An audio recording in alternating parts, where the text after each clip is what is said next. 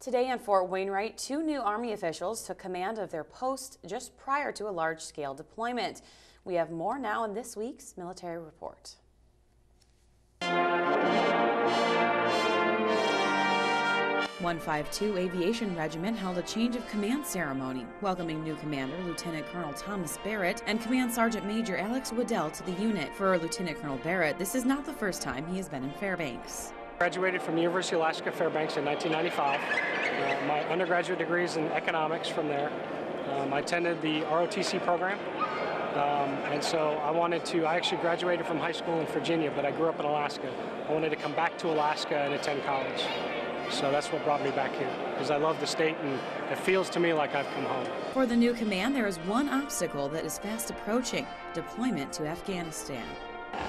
For any upcoming deployment, the first thing we want to do is make sure that we're mission trained and ready. That's half of your mission. The other half of the mission, and the part that goes unnoticed all the time, is the mission back here at home. These soldiers are very good at going downrange and supporting freedom and democracy throughout the world. However, back here at home, the real challenge falls to those wives, those family members. The new commander says their mission while deployed to Afghanistan is one that they are familiar with. We will do the same sorts of missions we train for here.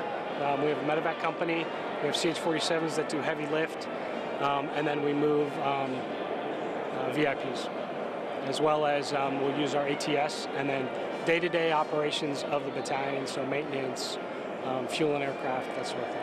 When asked what taking over an aviation regiment of over 700 soldiers just months prior to a large-scale deployment is like, Command Sergeant Major Woodell says he can only compare it to one thing. The team is already built. It's like going into the Super Bowl and you get to be the head coach the day before the Super Bowl. You didn't have to coach them all season, but you get to take them to the Super Bowl. That's about the only thing that I could compare it to. This team is ready to go and will represent the Army well. Stephanie Woodard, News Center 11. The Military Report is brought to you by Stanley Nissan. Innovation for all.